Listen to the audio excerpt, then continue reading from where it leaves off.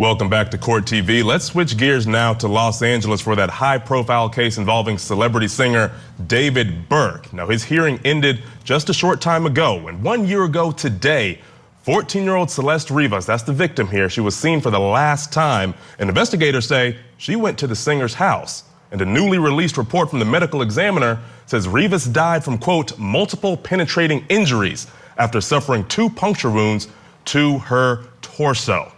Now, for more on what happened at today's hearing, we go live now to Los Angeles, where attorney Dina Dahl is outside the courthouse. Dina, thank you so much for joining us today. You were inside that hearing. You are our eyes and ears. What can you tell us came out of that courtroom? Well, the defense continues to request a speedy preliminary hearing, highly unusual considering the mountain of what appears to be forensic and digital evidence that the prosecutors had. In fact, prosecutors say they have a significant amount of child pornography evidence on the singer's phone that they plan on handing over to the defense. Yeah, Dina, we heard DA Nathan Hochul earlier this week talk about the totality of that digital evidence that they have against this singer here. Now, we know the family of Celeste Rivas did not attend. They say they are having, a tough time, of course, asking for privacy. But Dina, I know you've had a lengthy career in law. You've seen things like this before. I want to ask you, what stood out to you most from the newly released coroner's report talking about those puncture wounds? Well, this was not surprising considering, as you said, the DA said that she was killed with a sharp object. Now, in the courtroom today, her family was not there. There were 2 young girls sitting next to the investigators behind the prosecution table. At the end of the day, scheduling was perhaps the most important element of today's hearing. The 2 sides have agreed upon a May 1st preliminary hearing, but they will reconvene the afternoon of April 29th to determine whether or not the defense feels as if it has sufficient evidence turned over from the prosecution to proceed.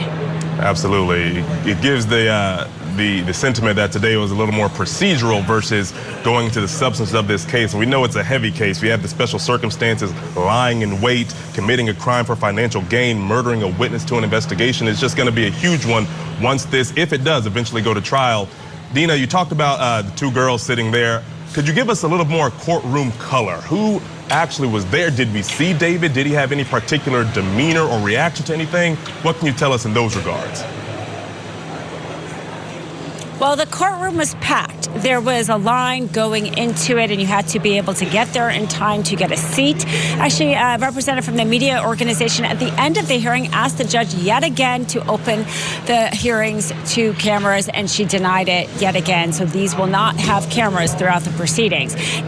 David Burke himself walked in with an orange jumpsuit, sat down. His lawyer, Blair Burke, put her hand on his shoulder, and she did that whenever she addressed him throughout the hearing. He nodded whenever the judge said his name, answered it in the affirmative whenever she asked him a question. And at the end of the hearing, when she talked about the fact that he would have to come back at the next hearing, may have to wait, had to be on time, he folded his hands in a prayer-like position.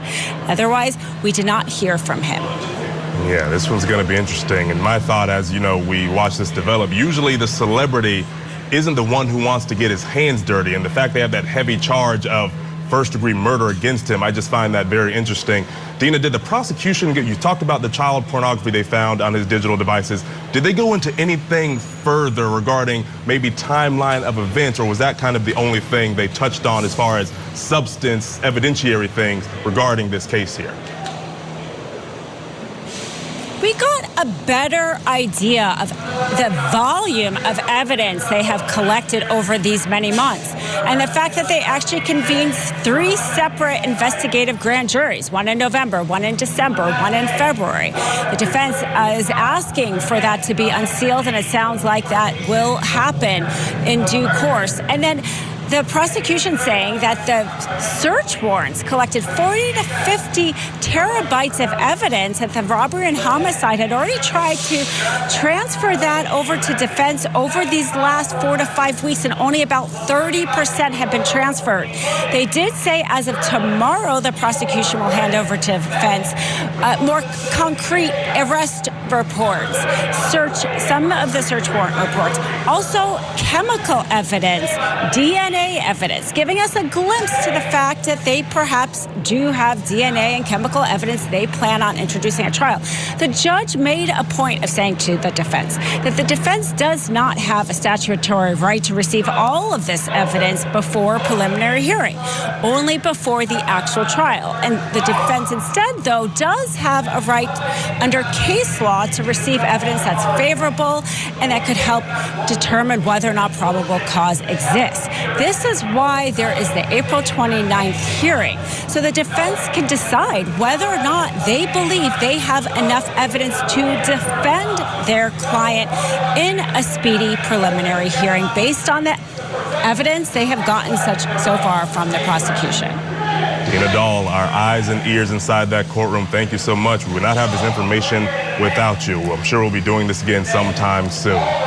All right, folks, watching along with us this hour, still with us.